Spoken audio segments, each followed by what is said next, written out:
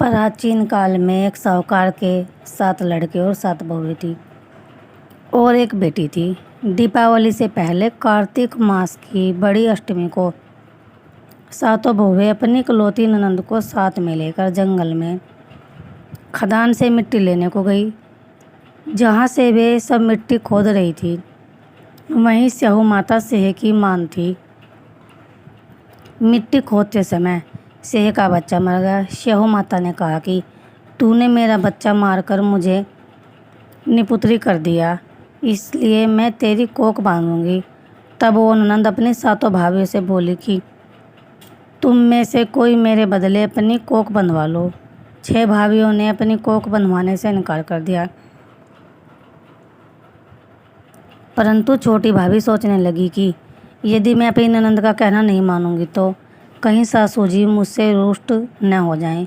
इस विचार से उसने अपनी ननंद के बदले में अपनी कोख बंधवा ली। इससे जब उसके लड़का हुआ तो वह 7वें दिन मर गया। इसी प्रकार उसके 7 लड़के हुए और मर गए। तब एक दिन उसने ज्योतिषी को बुलाकर पूछा कि महाराज, ये क्या बात है?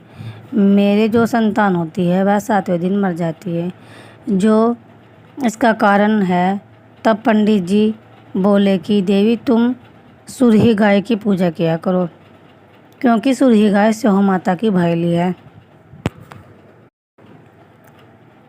वो तेरी कोख छोड़े तो तभी तुम्हारा बच्चा जी सकता है।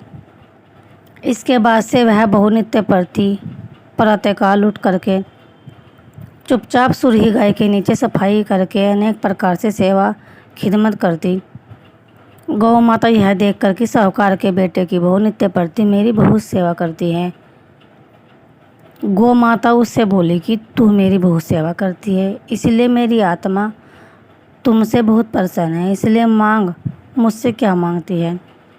साहूकार के बेटे की बहू बोली कि स्याहू माता तुम्हारी भाईली है और उन्होंने मेरी कोख बांध रखी है, सो आप कृपा करके अपनी भाईली से मेरी कोख खुलवा दो। उस दुखियारी की यह बातें सुनकर गौ माता बोली, अच्छा। एक दिन गौ माता उसे साथ ले 7 समुद्र पार अपनी भाईली के पास चल दी। मार्ग में धूप बहुत कड़ी पड़ रही थी, सो वे दोनों एक पेड़ के नीचे छाया में बैठ गई। थोड़ी देर में वहाँ एक सांप आया और उसी वृक्ष पर गरुड़ पंखिनी ने बच्चे दे रखे थे। वो सर्प उन बच्चों को डसने लगा। तब साहूकार की बहू ने उस सर्प को मार करके ढाल के नीचे दबा दिया और उन बच्चों को बचा लिया। थोड़ी देर में गरुड़ पंखिनी आई तो वहाँ खून पड़ा देखकर साहूकार की बहू के चोंचे मारने लगी। तब वह बहू बोली कि मैंने ही तो तेरे बच्चों की सर्प को मारकर रक्षा की है और तू मेरी ही दुश्मन हो गई।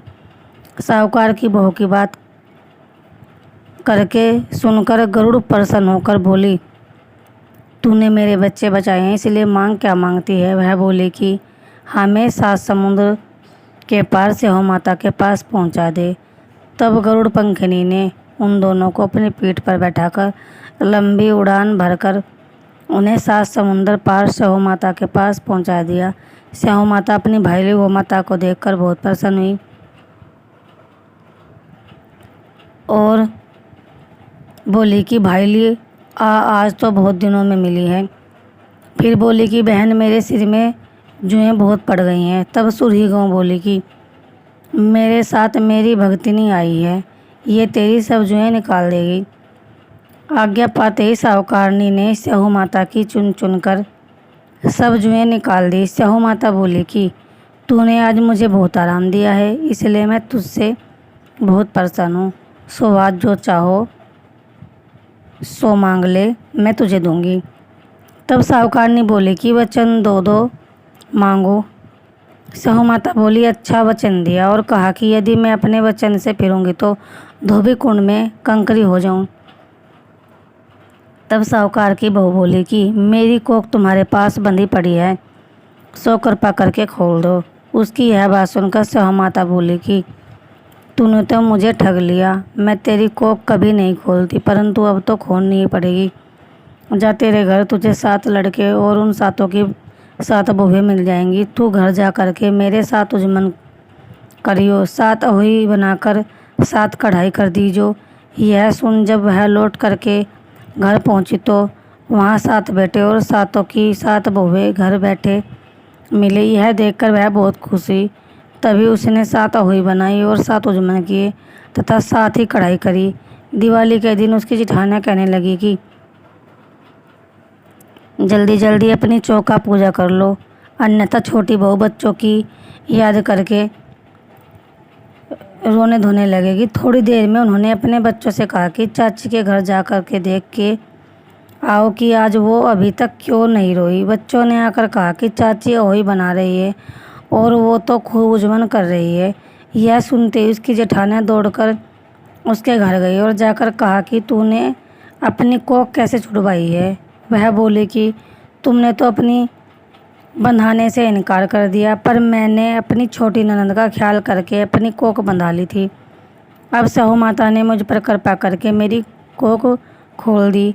जिस प्रकार मेरी कोख खोली है उसी प्रकार संसार की सभी नारियों की कोख खोल देना, यह कहानी है। सो हे सहू माता, इसे सुनने वाली तथा हुंकारा भरने वालियों ने सब परिवार की नारियों की कोख खोल देना, यही हम सबकी तुमसे विनती है। बोल अहोई माता की जय।